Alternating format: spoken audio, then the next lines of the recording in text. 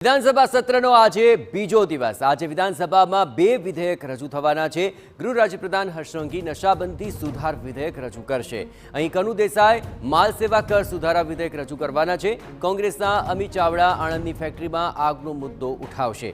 અમિત ચાવડા આણંદની ફેક્ટરીમાં આગના મુદ્દાને લઈને વિવિધ મુદ્દાઓ રજૂ કરીને આ સમગ્ર મામલે બીજા સત્રની અંદર રજૂઆતો કરશે। વધુ વિગતે વાત કરવા માટે જોડાઈ રહ્યા છે ટીવી 9 સંવાદદાતા કિંજલ। આજે સત્રનો બીજો દિવસ છે, કયા મહત્વપૂર્ણ બે વિધેયક છે અને વિપક્ષ આખરે કયા કયા મુદ્દાઓ આજે ઉઠાવવાનું છે? કિંજલ, બિલકુલ, જો વિપક્ષની વાત કરવામાં આવે તો ગૃહ 12 વાગે શરૂ થશે। તેની પહેલા સ્વાભાવિક રીતે 11 વાગ્યાની આસપાસ વિપક્ષ દ્વારા દેખાવો છે તે કરવામાં આવશે।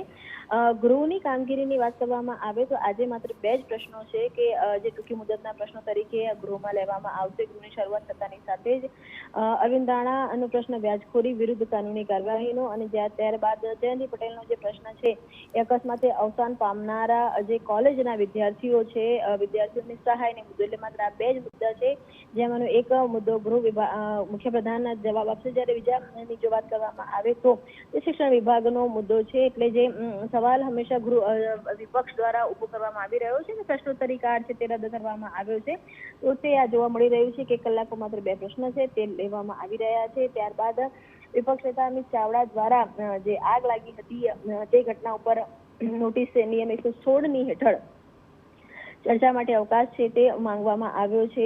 ત્યારબાદ જો વાત કરવામાં આવે આજના બિલોની જો વાત કરવામાં આવે તો ગુજરાત અને માલ સેવા વેરા સુધારા બિલ અને તેની સાથે જ ગુજરાત નશાબંધી વિધેયક છે, સુધારા વિધેયક છે તે દાખલ કરવામાં આવશે। ગુજરાત નશાબંધી સુધારા વિધેયક એ છે દેશ કે જેની અંદર હવે જે પણ લોકો દારૂ હોય કે ડ્રગ્સ હોય કે તેની હેરાફેરી કરતા જે વાહનો પકડાશે તે વાહનોની હરાજી કરવામાં આવશે। એટલે આજના જે બે બિલ છે એની અંદરથી આ ગુજરાત નશાબંધી વિધેયક બિલ છે તે મહત્વપૂર્ણ રહેવાનું છે। બાકી દિવસની જે ચર્ચા છે તેની અંદર એક વૈધાનિક પ્રસ્તાવ છે તે 60 મિનિટ માટે રજૂ કરવામાં આવશે કે જે પાણીને લઈ અને જે પ્રસ્તાવ છે તે મૂકવામાં આવશે, અને ત્યારબાદ આ જે બિલો છે તે બિલો પર ચર્ચા થશે। આભાર કિંજલ, તમામ ગતિવિધિઓ પર આપ નજર રાખતા રહેજો। બે વિધેયક અને સાથોસાથ ગૃહ રાજ્યપ્રધાન હર્ષ સંઘવી આજે એક વિધેયક રજૂ કરશે। કનુ દેસાઈ માલ સેવા કર સુધારા વિધેયક રજૂ કરવાના છે।